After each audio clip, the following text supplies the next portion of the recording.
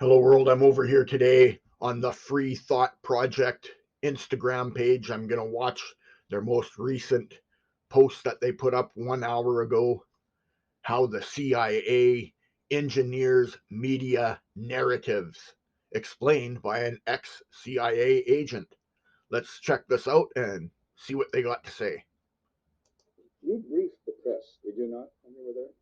Well, I had several jobs. One of my jobs was that of analyst. I also was an interrogator and indeed briefed the press when we, the CIA, wanted to um, circulate disinformation on a particular issue. Disinformation is not necessarily a lie. It may be a half truth. And we would pick out a journalist. I would go do the briefing and hope that he would put the information in print. For instance, if we wanted to get across to the American public that the North Vietnamese were building up their force structure in South Vietnam, I would go to a journalist and advise him that in the past 6 months, X number of North Vietnamese forces had come down the Ho Chi Minh Trail system through southern Laos. Now, there is no way a journalist can check that information. So There's no way a journalist can check that information. either he goes with the information or he doesn't, and ordinarily or usually, the journalist would go with it because Oh, because why? Why would a journalist go with that when they can't verify the information? Let's check it out. it looked like some kind of exclusive. And Oh, I would say our interesting. percentage planning that kind of data was 70 to 80%. The correspondents we targeted were those who had terrific influence, the most respected journalists in Saigon, like Robert Chaplin of the New Yorker magazine, Kai's Beach of the Los Angeles Times from time to time, and also he worked for the Chicago Daily News. Um, Totally just outs them too as to who he was able to manipulate in the media. Bud Merrick of U.S. News and World Report, Malcolm Brown of the New York Times, even Maynard Parker of Newsweek magazine. We would go Newsweek. after these gentlemen. I would be Amazing. directed to cultivate them, to spend time with them at the Caravel Hotel or the Continental Hotel, to socialize with them, and slowly but surely to try to gain their confidence by dolloping out valid information, information which was true. And then I would drop into a conversation the data that we wanted to get across, which might not be true.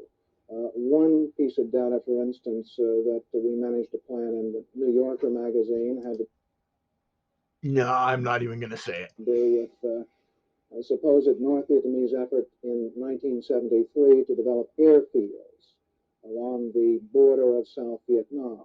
The reason we wanted to plant this information was that we were trying to persuade the U.S. Congress that Saigon should continue to get a great deal of aid, and that the North Vietnamese were the chief violators of the ceasefire accord.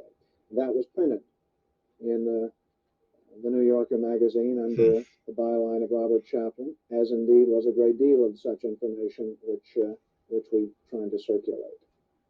If I planted a piece of information with a reporter, I would ordinarily then try to create an environment in which he could not check the information. I would go to the British ambassador and brief him on the disinformation I had just given the reporter. So when the reporter wanted to cross check what I told him with, say, the British ambassador, New Zealand ambassador, or what have you, he would get false confirmation, the same message coming back at him. He'd say, aha, I've got proof that Frank Smith told me the truth. When in fact, what he'd gotten was simply an echo of what I'd given him in the first place via the British ambassador or other of our friendly diplomatic contacts. I am, as an ex-CIA agent, opposed to the disinformation activities in which I was involved. I admit that I was involved, and I think it served no useful purpose. Propagandizing the American public or Congress is not the CIA's job. You briefed the press, Crazy. did you not, when you were there? Absolutely Well, I crazy. had several jobs. One of my jobs was that of analyst. I also was an interrogator and indeed briefed the press when we, the CIA, wanted to circulate disinformation on a particular issue. Disinformation is not necessarily a lie. It may be a half truth. And we would pick out a journalist. I would go do the briefing. So it's looped back to the beginning there now. I just got to say something. A half truth is a lie. I do not agree with what he said there. A half truth is indeed a lie. It's misinforming people intentionally and manipulating them. Take a look at the word government itself. Break it down into two words: govern, meant. Govern, to control, meant cognition. To control cognition. The government is in place to control our minds and to lead us in the direction they want us to go, not in the direction that is best for us. You saw it during COVID. They said it time and time again. We are all in this together.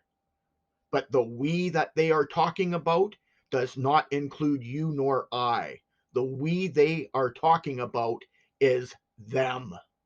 I am Jeff the Superfan signing out from the Fonz's office.